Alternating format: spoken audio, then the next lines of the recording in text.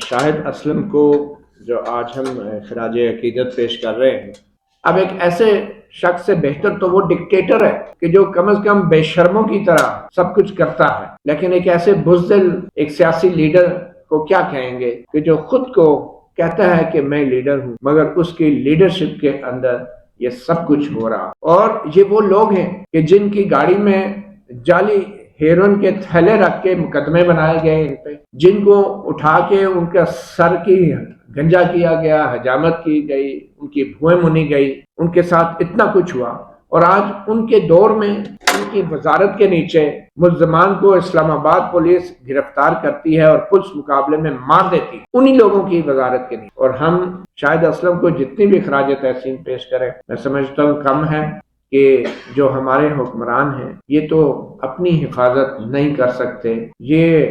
صحافیوں کی یا معاشرے کی آنکھ اور کان کی کیا حفاظت کریں گے۔ ارشد شریف کینیا میں شہید ہوا اور آج سپریم کورٹ تک تاریخ تو دیتی ہے، مگر یہ بھی نہیں حکم جاری کرنے کی پوزیشن میں کہ جو کچھ تحقیقات ابھی تک ہوئی ہیں وہ منظر عام پہ لے آئیں یا اس کے لوائقین کو بتا دیں۔ اگر کینیا کے حکام کے ناراض ہونے کا خدشہ ہے تو کم از کم جو کچھ پاکستان میں ہوا اس کے لیے آپ ایک الگ سے JIT بنا دیں۔ تو ہمارے ادارے، ہماری حکومتیں، مجھے نہیں لگتا کہ یہ لوگ اس قابل بھی ہیں کہ عوام کے ووٹ کی یا صحافیوں کی صحافت کی کو وہ تحفظ دے سکیں جو ان کا آئینی اور بنیادی حق ہے۔ افسوس تو اس بات کا ہوتا ہے کہ بغاوت کے مقدمے سیاستدانوں پر بھی بنے، جنرل باجوہ کے دور میں بھی بنے، پہلے بھی بنے، اور ان سیاستدانوں پر بھی بنے جو آج اقتدار میں۔ اور شرمناک بات یہ ہے کہ جو آج اقتدار میں ہیں ان کے ہوتے ہوئے شاہد اسلم جیسے صحافیوں پہ وہی مقدمات بن رہے ہیں۔ افسوس اسی بات کا ہے کہ جو لوگ ووٹ کو عزت دلانے کا نعرہ لگا کے اقتدار میں آئے تھے، آج ان کے دور میں ووٹ کی جو بے حرمتی ہو رہی ہے، میرے خیال میں اس سے زیادہ بے حرمتی شاید پہلے بھی کبھی نہیں ہو سکتی۔ ایک تو ڈکٹیٹر ہے، ایک سازشی جرنیل ہے، وہ مینڈیٹ چوری کرتا ہے اور وہ برملا چوری کرتا ہے اور دھڑلے سے چوری کرتا ہے، مگر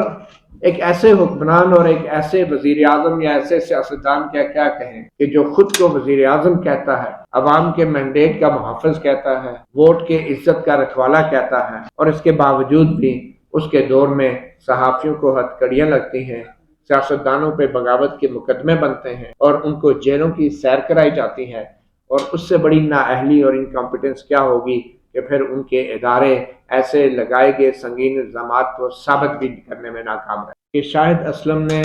جو موقف اپنایا، اس موقف کی وجہ سے انہوں نے اپنی بھی، ہماری بھی اور ہمارے پیشے کی بھی لاج رکھ لی۔ میں سمجھتا ہوں کہ شاہد اسلم تھوڑے سے خوش قسمت تھے کہ ان کو ہتھکڑیاں لگ گئی،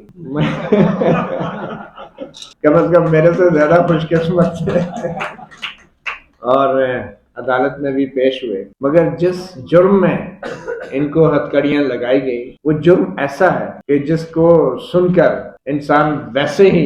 نفسیاتی طور پر اور سماجی طور پر اتنے دباؤ میں آ جاتا ہے کہ جس کے اثرات دیر تک رہتے ہیں، اور معاشرے کو یہ ایک میسج دیا جاتا ہے کہ اگر یہ چیز ایک صحافی کے ساتھ ہو سکتی ہے تو باقی